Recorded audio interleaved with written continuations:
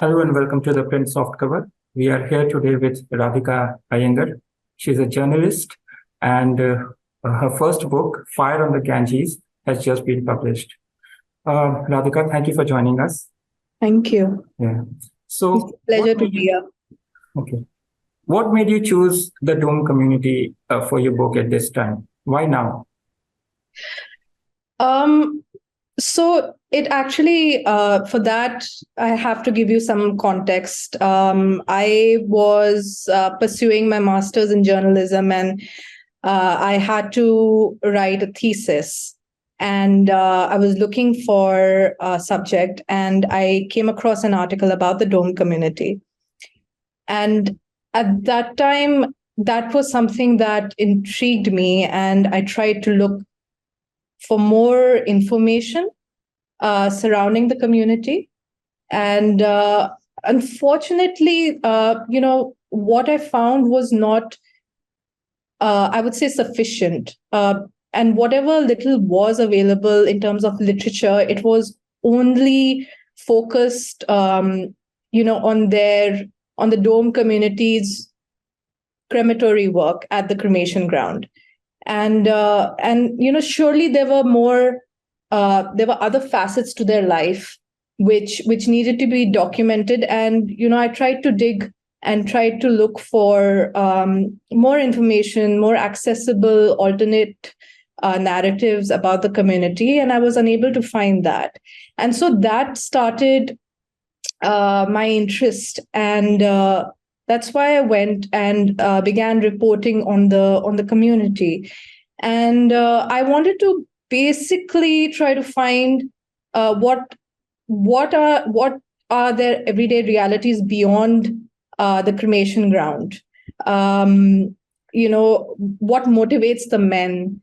Uh, where are the women? Why are they unseen from public spaces? Can they go out and work? What about the children? Are they getting quality education? What opportunities do they have? So that was my starting point, and I never set out to write a book. It just it evolved into over time. It just evolved into something that I thought needed to be compiled and reported upon. So, did you have an audience in mind at the time of your research or while writing the book? I think I didn't have an audience per se. I felt like a lot of people, if you really look at it, the domes play a very crucial part in the final human, the final crematory rituals. And they are still considered to be untouchable by a majority of dominant caste Hindus.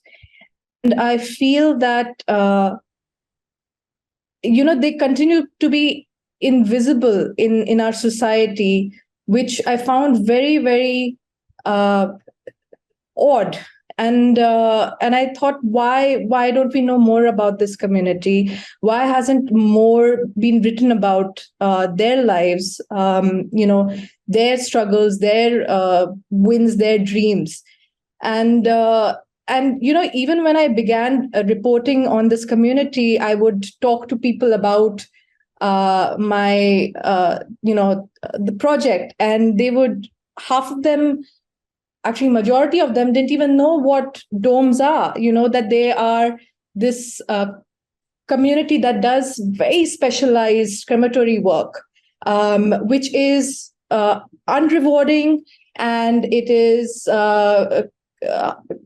caste bound, and and uh, uh, and it needed to be, their stories needed to be told. So I feel, in terms of an audience, anyone who wants to uh, learn more about this community, the book is for them. Now, when you mention caste system in Banaras, you speak of its subtleties and of its unapologetic normalization. How is Banaras different from any other place in India where caste system is practiced? I think the caste system is actually quite prevalent and widespread in our country. So,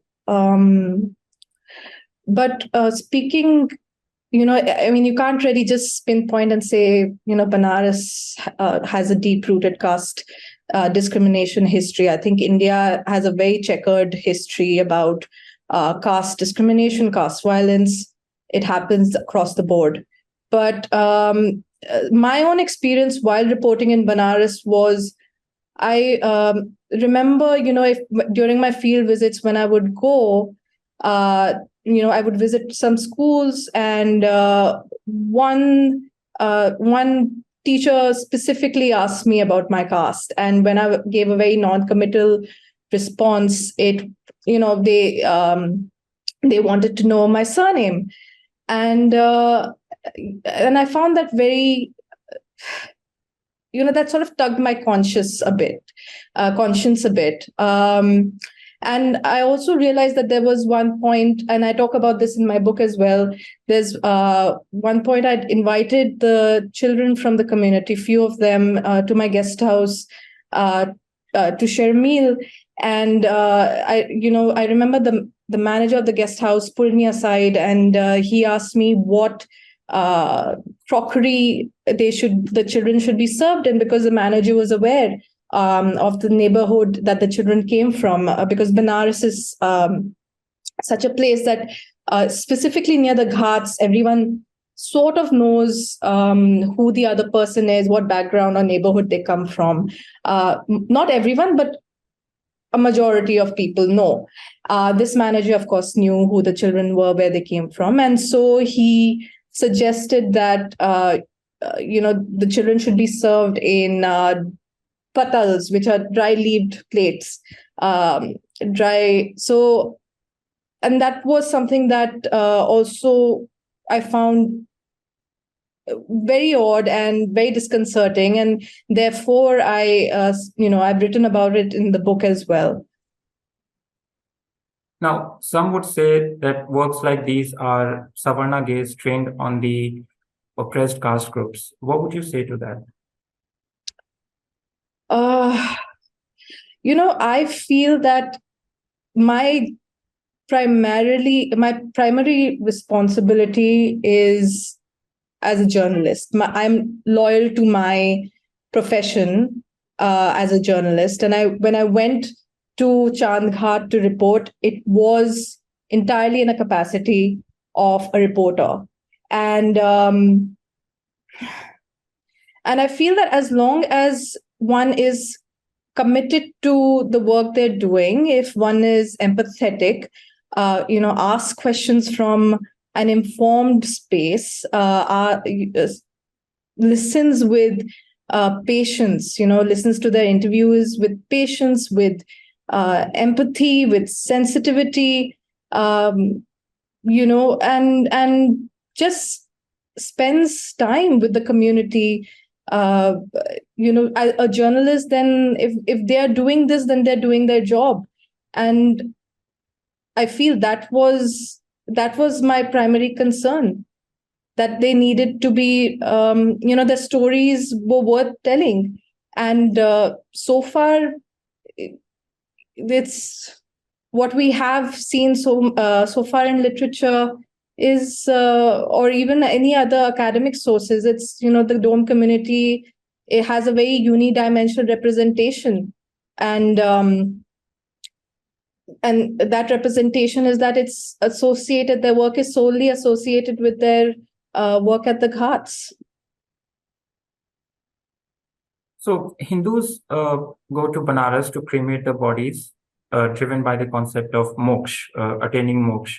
Now, how do the people from the Dome community see this concept? How does moksha figure into their imagination? So, it's a very, moksha is a very,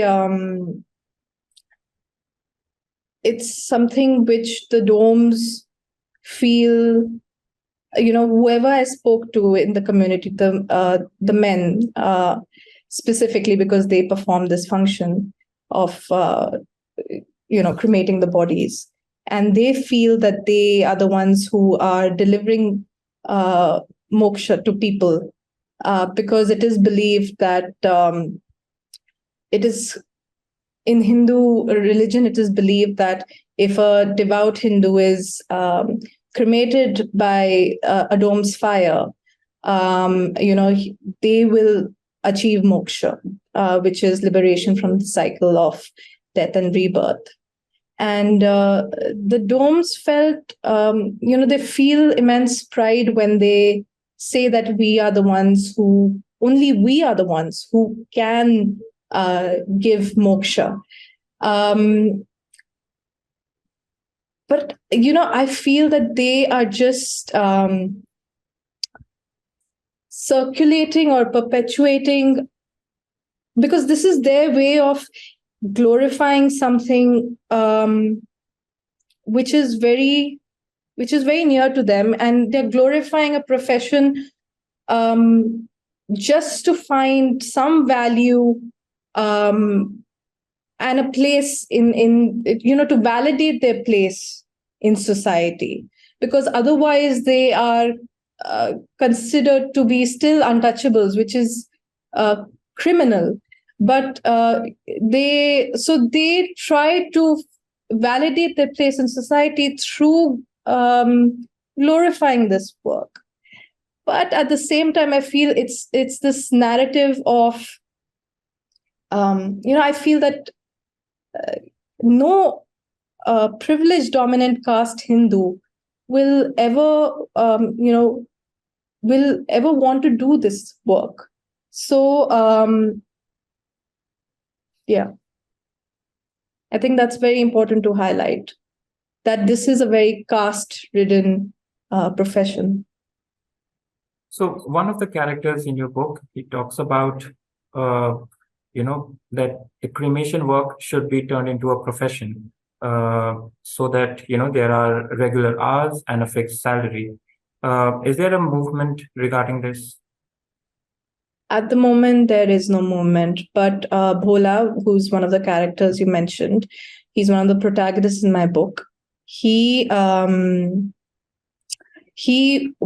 that is one of his dreams, future dreams, to eventually, have a system in place where, the dome community have an organized way of a shift, basically, which is like a 9 to 5 shift, and they're given stable salaries, because at the moment what they are given is pitiable income. So there are other people in the community as well who feel the same, and that has there been more talk about this at the community level?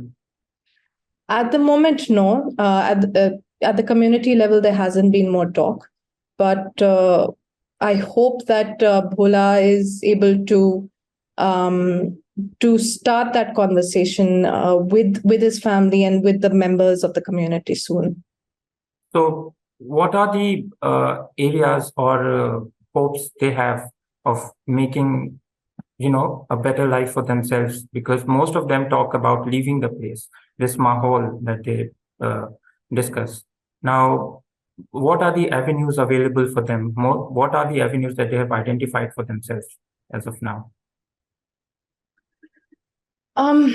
So I don't want to give away too much information, because then it's just there'll be too many spoilers. Okay, sure. But I can speak about Bhola. He has.